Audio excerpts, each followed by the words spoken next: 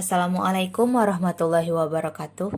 Hi everyone, I'm Syarifah Mardhatillah, student of class 1B at Riau University. I want to share some of my thoughts on two video and an article that Sir Daniel gave me. Now let's get started. The first video titled What to Do About Bullying. While I do agree that we have to overcome bullying at school, I do not entirely agree with what the narrator said. She said, a bully is not a bad person.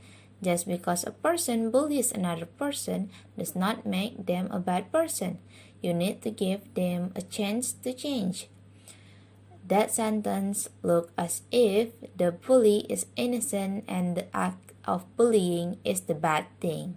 No, bullying is the activities that bullies do. Bullying is an unwanted aggressive behavior that hurts someone, whether it's physical or mentally, for the enjoyment of the bullies.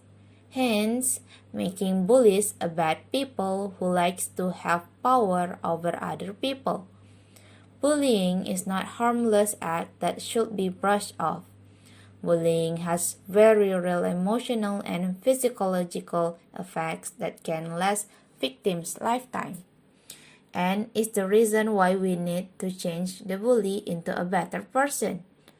In the video, there's no explanation of what to do if you are the bully. I mean, don't get me wrong, we do need to know what to do as a bystander and as a victim, but I think we also need to know what to do if we are the bullies. Nobody is perfect and we might be unaware to do something hurtful to other person, and I think we need to know how to make up for it. So I think something that bullies can do to improve themselves is to first, 1. Apologize. Say they're sorry for those they've bullied and follow up by being friendly to them. They probably won't trust you right away, but sooner or later they will see you for real. The second one is boost their self-esteem. Bullies often have low self-esteem, which is why resulting them to get acknowledgement through an aggressive act of superiority. So they need to explore a way to boost their self-esteem healthily, like find a new hobby, volunteer, get involved with a sport or in a group. The third one is to talk to someone. If they're feeling like they're having trouble controlling their feelings, such as anger, I would recommend them to talk to someone, like their parents, a classmate, or a friend. And in some rare cases, they might need a therapist.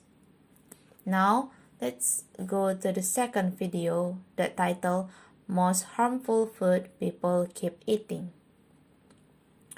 There is some food that needs to be cut off since they're poisonous, but I don't think we should cut all of the harmful food entirely.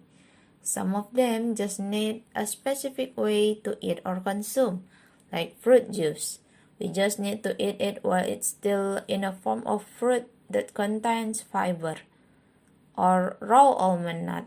We need to boil it before we consume it.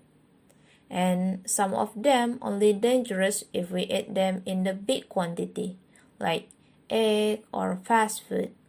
So I think it depends how dangerous the food is, how many the food is, and how to serve the food.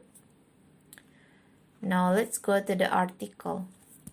In this article that titled Indonesia to End Teaching of English in Primary Schools, I think it's a tricky situation where in one hand they want to raise student standard in Bahasa Indonesia, but they sacrifice English that used widely in the world. And their tactic for it is to remove elementary English courses. I don't think that tactic will end favorably in the English course. Elementary school is a tender time when children can easily take a lot of information rather in a later age.